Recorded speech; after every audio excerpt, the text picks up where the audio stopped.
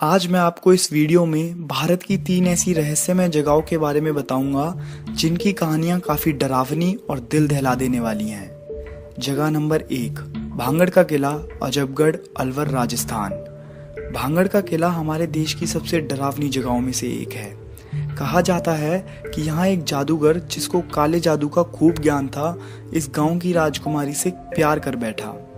राजकुमारी के कई बार मना करने के बावजूद वो जादूगर माना नहीं और उसने राजकुमारी को धमकी दी कि अगर तुम मेरी ना हुई तो मैं इस जगह को शापित कर दूंगा।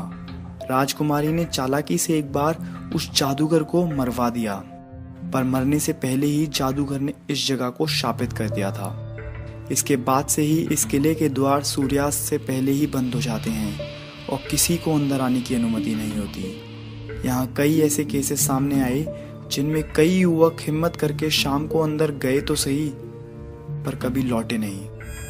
जगह नंबर 2, कुलधारा, राजस्थान। कुलधारा रेगिस्तानी भूतिया गांव है और यहाँ 200 सालों से कोई नहीं रहता।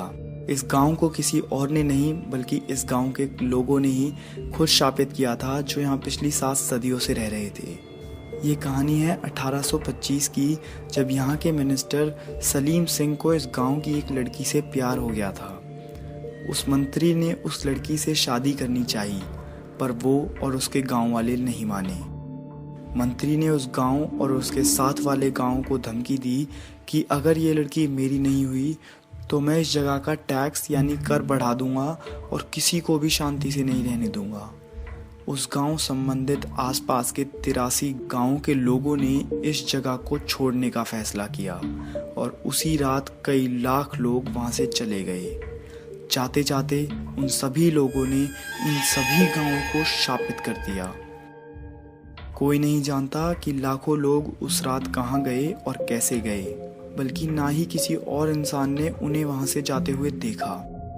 बस 83 गांव रातों रात खाली हो गए और अब 200 सालों के बाद यह इलाका दूर दूर तक सुनसान है। जगह नंबर 3, निधिवन, वृंदावन। इस जगह को डरावना तो नहीं पर चमत्कारी बेशक कह सकते हैं। निधिवन में एक मंदिर है जिसको चारों ओर दूर दूर तक एक जैसे पेड़ों ने घेरा हुआ है। इस जगह पर सूर्यास्त के बाद कोई नहीं जा सकता। यहाँ शाम की आरती के बाद माना जाता है कि हर रोज कृष्ण भगवान आते हैं और रास लीला मनाते हैं।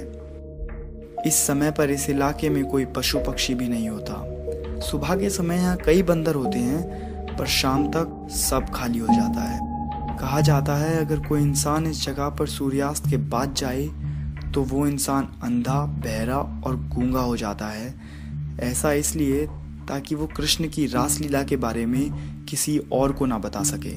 अगर आपको ये वीडियो पसंद आई हो तो प्लीज़ हमारे चैनल को सब्सक्राइब करो और ऐसी और भी वीडियोस देखो।